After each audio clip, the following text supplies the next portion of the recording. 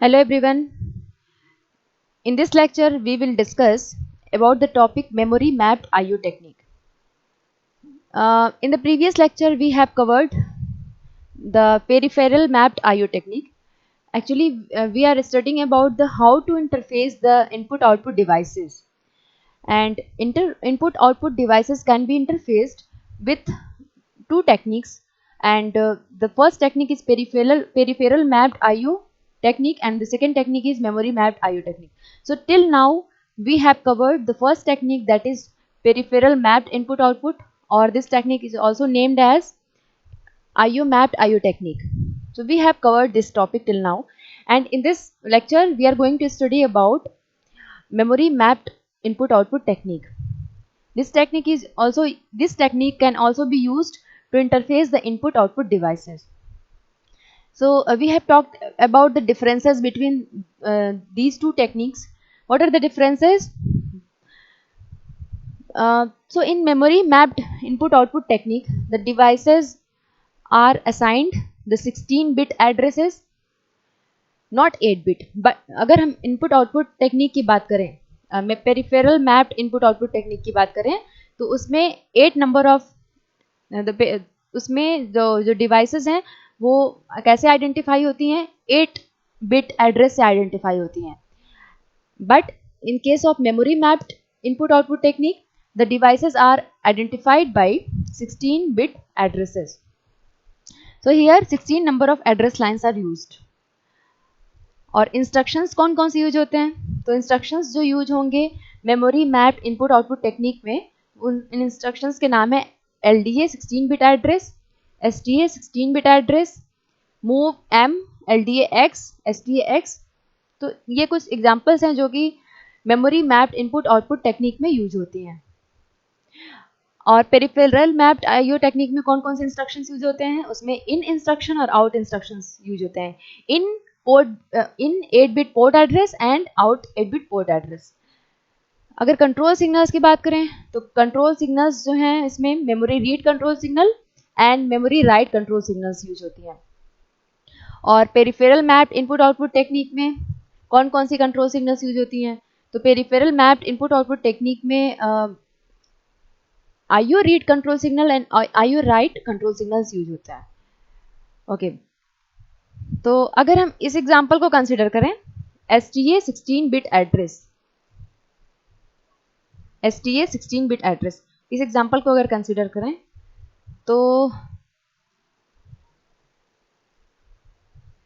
For example the instruction is STA 8000H. यहाँ पर 8000 क्या है? 8000 जो है वो 16-bit एड्रेस है. 8000 इज 16-bit एड्रेस. तो this instruction that is STA 8000H, this instruction is of 3 bytes. इस इंस्ट्रक्शन का लेंथ जो है वो 3 बाइट लेंथ है. 3 बाइट लेंथ है. इसका क्या मतलब हुआ? इस इंस्ट्रक्शन का लेंथ 3 बाइट है. It means that this instruction will take 3 bytes in the memory में. ये अगर इसको स्टोर कराना है तो ये इंस्ट्रक्शन 3 बाइट में स्टोर होगा. For example suppose in the memory इस इंस्ट्रक्शन को 2050 एड्रेस पर स्टोर कराया गया है. 2050 पर. ओके, तो 2050 एड्रेस पर इसका ऑपकोड होगा. उसके बाद जो नेक्स्ट 2 लोकेशंस होंगे 2051 और 2052, इन दोनों लोकेशंस पर ये 16-bit का एड्रेस स्टोर होगा. और ये जो 16-bit का एड्रेस स्टोर होगा, this address will be stored in the memory in reverse order. Reverse order का मतलब ये है कि अगर इस एड्रेस को देखें तो ये एड्रेस को हम 2 पार्ट में कह सकते हैं. 00 जो है वो लो ऑर्डर एड्रेस है और 80 जो है वो हाई ऑर्डर एड्रेस है. तो 2051 पे पहले लो ऑर्डर एड्रेस स्टोर होगा और 2052 पे फिर उसका हाई ऑर्डर एड्रेस जो कि 80 है ये स्टोर होगा. और 2050 पे क्या होगा? STA 8000H का जो ऑपकोड होगा that will be stored at 2050 memory location. तो इस तरह से मेमोरी में 3 बाइट्स का स्पेस लेगा स्टोर करने के लिए. So what does it perform? This instruction performs the operation of transferring or storing the content of accumulator to the specified memory register. क्या होता है इससे? STA 8000 इंस्ट्रक्शन जब एग्जीक्यूट होगा तो एक्यूमुलेटर में जो भी कंटेंट है वो कंटेंट कहाँ पे स्टोर होगा? वो कंटेंट स्पेसिफाइड मेमोरी रजिस्टर में स्टोर होगा. स्पेसिफाइड मेमोरी रजिस्टर मीन्स वो मेमोरी रजिस्टर जो 8000H जिसका एड्रेस 8000H है. सपोज मेमोरी में ये लोकेशन जो है वो 8000H है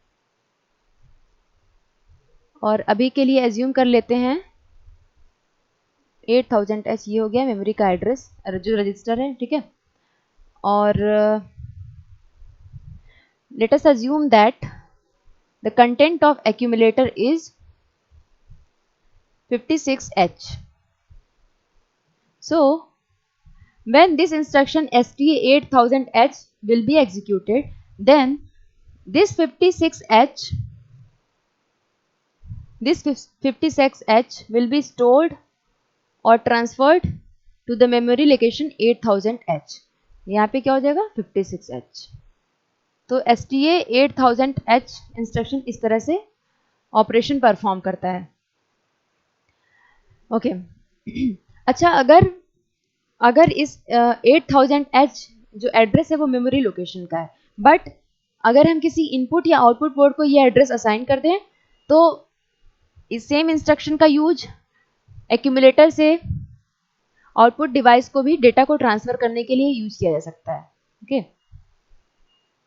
अगर 8000H एड्रेस किसी आउटपुट पोर्ट को असाइन कर दिया जाए तो the same instruction can be used to transfer the content of accumulator to the output port whose address is 8000H. Okay. This is the third point. If an output device with the same address is connected, the accumulator contents will transfer to the output device. तो यही जो technique है इसको कहते हैं memory mapped IO. इस technique में वो सेम इंस्ट्रक्शंस यूज होती हैं जो कि प्रोसेसर मेमोरी के साथ डेटा को ट्रांसफर करने के लिए यूज करता है. The same instructions are used also for the input output devices. और मेमोरी मैप्ड IO टेक्निक में प्रोसेसर इनपुट आउटपुट डिवाइसेस को भी ठीक उसी तरह से ट्रीट करता है जैसे ये मेमोरी को ट्रीट करता है. ओके. तो ये तो बात हो गई STA 8000H इंस्ट्रक्शन की. अब अगर इसका रिवर्स ऑर्डर में ऑपरेशन परफॉर्म करना है, दैट इज अगर किसी मेमोरी लोकेशन से या किसी इनपुट डिवाइस से डेटा को ट्रांसफर करना है और एक्यूमुलेटर में लोड करवाना है तो कौन सा इंस्ट्रक्शन यूज होगा? In that case this instruction LDA 16-bit address will be used. तो जो लास्ट पॉइंट है यहाँ पर, for input operation also the principles are same but LDA is used instead of STA instruction. So the process is same but the instruction is different. Which instruction will be used? LDA 16-bit address will be used. Okay. Now let us examine what is the timing diagram of STA instruction. Okay. तो STA instruction जो हमने अभी consider किया था यहाँ पर STA 8000H, इसी को एग्जाम्पल मानते हैं. STA 8000H.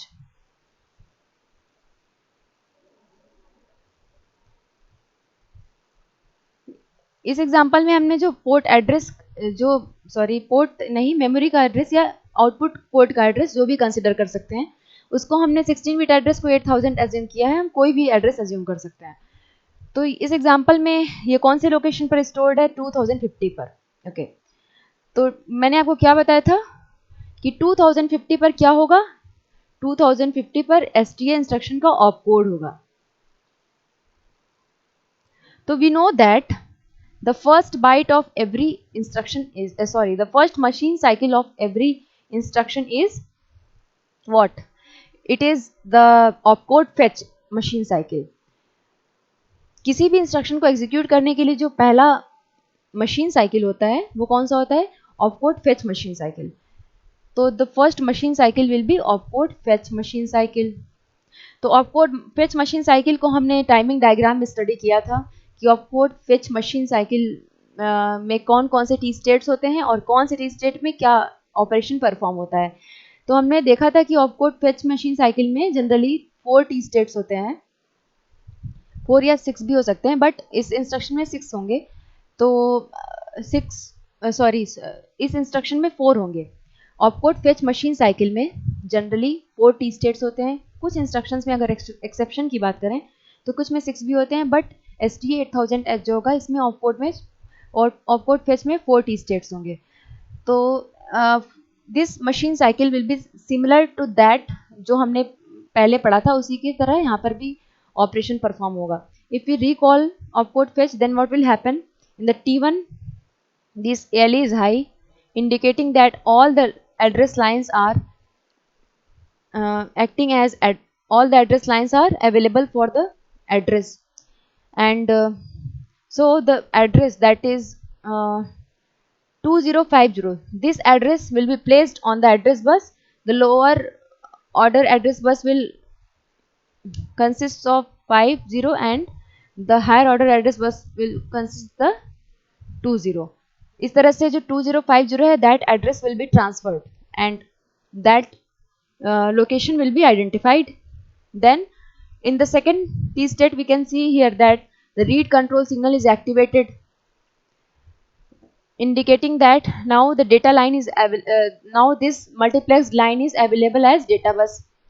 और जो भी ऑपकोड होगा यहाँ पे opcode will be available to the data lines. Third machine cycle में क्या होगा? That opcode will be accessed into the accumulator नहीं, instruction register.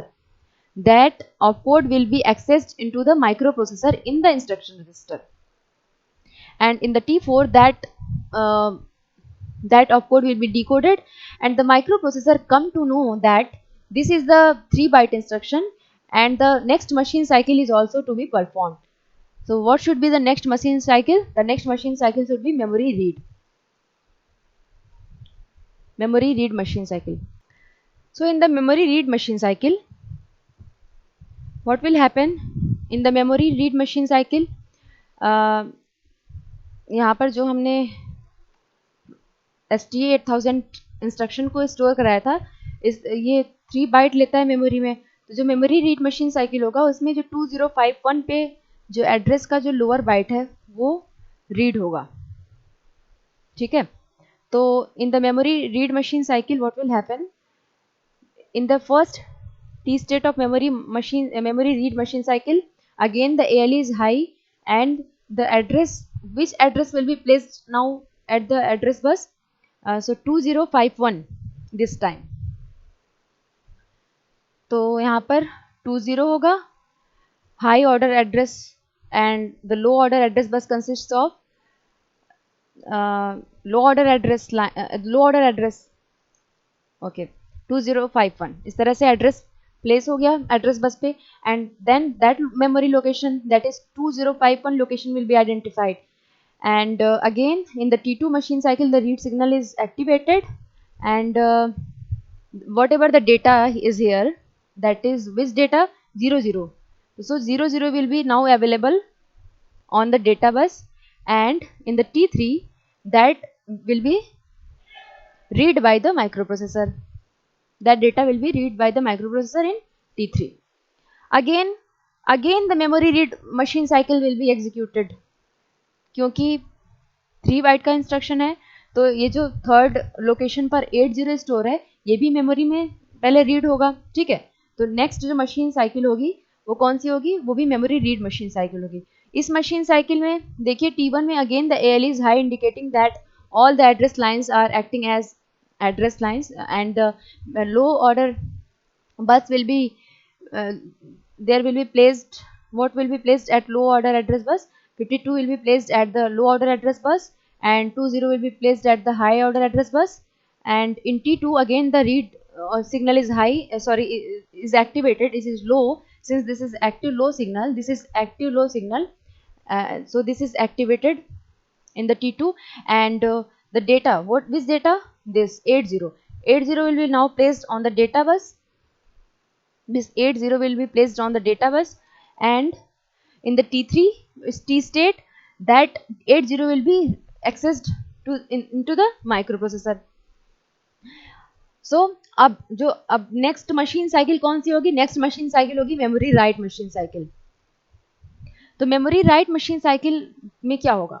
Memory write machine cycle में एक्यूमुलेटर में जो भी कंटेंट है वो कंटेंट 8000 लोकेशन पे जो भी मेमोरी है या जो भी इनपुट जो भी आउटपुट पोर्ट है वहां पर ट्रांसफर हो जाएगा। ठीक है, तो इसके लिए memory write machine cycle execute होगी। तो मेमोरी राइट मशीन साइकिल में क्या होगा? ईयरली फर्स्ट टी स्टेट में हाई है, indicating that all the address lines are available to carry the address. Okay, so here which address will be transferred? 8000 to identify that device जहाँ पर write operation को perform करना है उसका address कितना है? 8000 ही है, तो 8000 will be placed on the address bus. So 80 will be placed at the high order address bus, and lower byte, that is 00, will be placed at the low order address bus. Okay, in this way that location will be identified, and in the T2 state we can see here that this ALE signal is low. This ALE is low, indicating that AD0 to AD7 lines are now available for the data. यहाँ पर this is available for the data. Okay, so और यहाँ पर at the same time this write signal is activated. तो write signal activate हो गया, तो जो भी डेटा एक्यूमुलेटर में है that will be now available on the data bus. और T3 में क्या होगा? T3 में वो जो डेटा है that data will be written at the location 8000H। जो भी वहाँ पे लोकेशन पर या तो मेमोरी को असाइन किया गया है, मेमोरी का लोकेशन है, या तो आउटपुट पोर्ट का लोकेशन है, जो भी लोकेशन है उस लोकेशन पर डेटा राइट हो जाएगी। तो इस तरह से STA इंस्ट्रक्शन का टाइमिंग डायग्राम रिप्रेजेंट किया जाता है। इस तरह से STA इंस्ट्रक्शन एग्जीक्यूट होता है। ओके, तो अब अगर हम बात करें कि अगर memory mapped input output technique में बात करें तो कौन कौन से स्टेप्स होते हैं डिवाइस सिलेक्शन के लिए और डेटा ट्रांसफर के लिए? तो जो स्टेप्स हैं वो इस तरह से हैं। Decode the address bus to generate the device address pulse, then and the control signal with the device address pulse to generate the device select pulse. Okay, then use the device select pulse to enable the input output port. तो इस तरह से हम यहाँ पे देख सकते हैं कि these steps are similar जो हमने पहले पेरिफेरल मैप्ड आईओ में जो स्टेप्स पढ़े थे डिवाइस सिलेक्शन और डेटा ट्रांसफर के लिए, ठीक वैसे ही सिमिलर स्टेप्स यहाँ पर भी यूज होंगे। डिफरेंस क्या होगा? डिफरेंस ये होगा कि यहाँ पर 16 एड्रेस लाइन्स का यूज होगा और कंट्रोल सिग्नल्स भी डिफरेंट होंगे। ओके, अच्छा अगर हम बात करें अगर इसी टाइमिंग डायग्राम में अगर हम बात करें इसको अगर हम कंपेयर करें आउट इंस्ट्रक्शन से, तो what will be the difference? Out instruction के टाइमिंग डायग्राम को अगर हम रिकॉल करें तो आउट इंस्ट्रक्शन का टाइमिंग डायग्राम कैसा होता है? उसमें 3 मशीन साइकिल्स होती हैं, ठीक है, और टोटल नंबर ऑफ जो टी स्टेट्स होते हैं वो कितनी होती हैं? 10 होते हैं। तो जो थर्ड मशीन साइकिल होगी आउट इंस्ट्रक्शन में वो होगी मेमोरी राइट। तो उसमें क्या होता है आउट इंस्ट्रक्शन में जो क्योंकि जो एड्रेस बिट्स होती हैं वो 8 ही होती हैं, तो जो 8 एड्रेस बिट्स हैं the same 8 address bits will be placed on both the lines, that is high order address bus पर भी और लो ऑर्डर एड्रेस बस पर भी। तो हाई ऑर्डर एड्रेस बस और लो ऑर्डर एड्रेस बस पर जो दोनों ही बस पर जो एड्रेस है वो प्लेस होगा और ट्रांसफर होगा।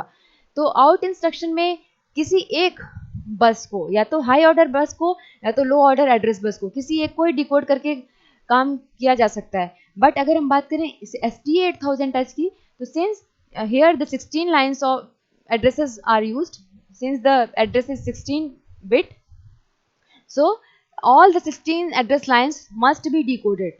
Okay, so this is the difference. यहाँ पर हम memory mapped input output interfacing को एक एग्जांपल की हेल्प से समझ सकते हैं. In this diagram we can see here that this is the example to indicate the input output interfacing through memory mapped technique. तो हम यहाँ पे देख सकते हैं कि 8 DI इनपुट पोर्ट के फॉर्म, यहाँ पे इनपुट पोर्ट में 8 DIP स्विचेस कनेक्टेड हैं और आउटपुट में डिफरेंट प्रोसेसेस कनेक्टेड हैं, डिफरेंट प्रोसेसेस कनेक्टेड हैं. तो so these devices are interfaced using memory mapped input output interfacing technique. So this figure consists of input port. This is the input port. Input port में यहाँ पर 8 DIP switches connected हैं और this circuit also consist of output port. Output port में various processes connected हैं relay के through. Okay. अच्छा, अगर इनपुट पोर्ट की बात करें तो इनपुट पोर्ट में ये जो स्विचेस हैं, switches are tied high to the +5 volt. तो अगर ये स्विचेस ऑफ हैं तो ये लॉजिक 1 लेवल पे हैं, +5 वोल्ट से कनेक्टेड है. अगर ऑन है तो 0, लॉजिक इनका 0 होगा. Okay. So these DIP switches are connected to the data bus with the help of this 74LS244. okay. and output port की अगर हम बात करें तो आउटपुट पोर्ट में जो वेरियस प्रोसेसेस हैं वो रिले के थ्रू कनेक्टेड हैं सिस्टम से using 74LS373 octal latch and buffer, tri state buffer. और यहाँ पर स्विचेस के थ्रू स्विच की जो भी position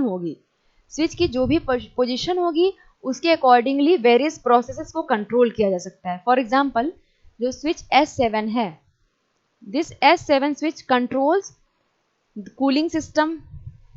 Switch S6 controls the heating system. Switch S5 controls fire alarm. Switch S4 controls PA system.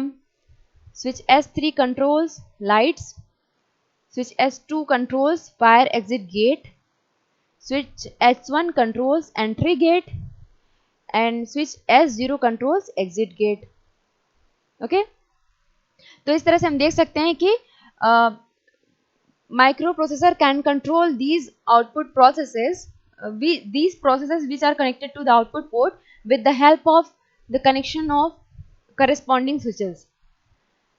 और इस सर्किट में इंटरफेसिंग के लिए यहाँ पर डिकोडर जो डिवाइसेस का यूज किया गया है, ऑक्टल लैच हो गया, डिकोडर है, 3 to 8 डिकोडर का यूज किया गया है, एंड एक 4 इनपुट NAND गेट है और एक 8 इनपुट NAND गेट है. इसके अलावा यहाँ पर नेगेटिव AND गेट और नेगेटिव NAND गेट्स का यूज किया गया है. तो यहाँ पर हम देख सकते हैं कि जो डिकोडर है उसका जो O0 आउटपुट है, that O0 output is connected to is combined with the memory write control signal with this negative AND gate, and then the output of this gate will be used to activate this octal latch. And we can also see that the output O1 of this decoder is combined with the memory write control signal through the gate, that is negative NAND gate, and the output of this gate will be used to enable this 74LS244. okay. So in the next lecture we will see how this circuit operates. We will analyze this circuit in the next lecture. Thank you.